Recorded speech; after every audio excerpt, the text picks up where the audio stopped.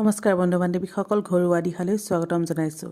100 বছৰৰ পাছত কালসৰ্পযোগ আজিৰে পৰা এই ৰাশিয়ে ৰজাৰ দৰে দিন অতিবাহিত কৰিব।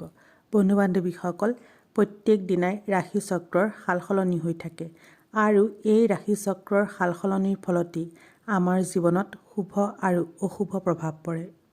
ৰাশি চক্ৰৰ শুভ প্ৰভাৱৰ লগতে আজি যিহেতু 100 বছৰৰ পাছত কালসৰ্পৰ যোগ মিলিছে, আজিৰে পৰা কেইটামান ৰাশিৰ জীৱন সম্পূৰ্ণৰূপে সলনি হ'ব। এওঁলোকে ৰজাৰ দৰে দিন অতিবাহিত কৰিব পাৰিব।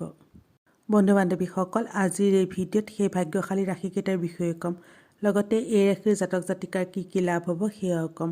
যদি এই ভিডিঅ'টো চাই ভাল লাগে এটা লাইক কৰিবলৈ নাপাহৰিব। ঘৰুৱা দিশা চেনেলটো যদি প্ৰথমবাৰলৈ চাইছে, চেনেলটো ছাবস্ক্ৰাইব কৰি ল'ব আৰু কাষতে থকা বেল আইকনটো প্ৰেছ কৰি দিব, যাতে আহিব লগা নতুন নতুন ভিডিঅ'বোৰ প্ৰথমেই চাব পাৰে। তেনেহ'লে পলম নকৰি প্ৰথমেই জানি লোৱা আহক এইকেইটা ৰাশিৰ কি লাভ হ'ব। শিৱযোগৰ ফলত এই ৰাশিৰ জাতক জাতিকাৰ ওপৰত মহাদেৱৰ অসীম কৃপা থাকিব। আজিৰে পৰা এওঁলোকৰ জীৱন সম্পূৰ্ণৰূপে সলনি হ'ব, ভাগ্যৰ দুৱাৰ খোল খাব। মহাদেৱৰ কৃপাত এই ৰাশিৰ জাতক জাতিকাই এনে কিছুমান সুযোগ সুবিধা পাব যি এওঁলোকক বহুদূৰ আগুৱাই লৈ যাব। আৰ্থিক ক্ষেত্ৰত থকা সকলো সমস্যা দূৰ হ'ব, ইনকম আগতকৈ বাঢ়িব। এই ৰাশিৰ জাতক জাতিকাৰ যিসকলে ব্যৱসায় কৰে তেওঁলোকে ব্যৱসায়ত বিস্তাৰ দেখা পাব।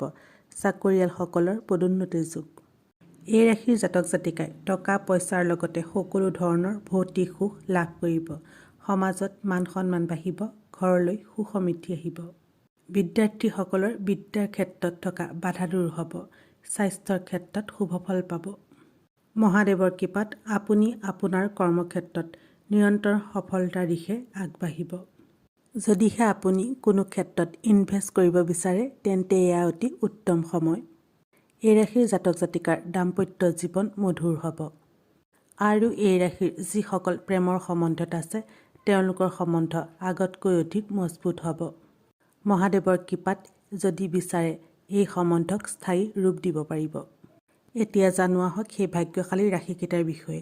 প্ৰথমটো ৰাশি হৈছে মেষ ৰাশি, কৰ্কট ৰাশি, তুলা ৰাশি, সিংহ ৰাশি, কন্যা ৰাশি আৰু মকৰ ৰাশি।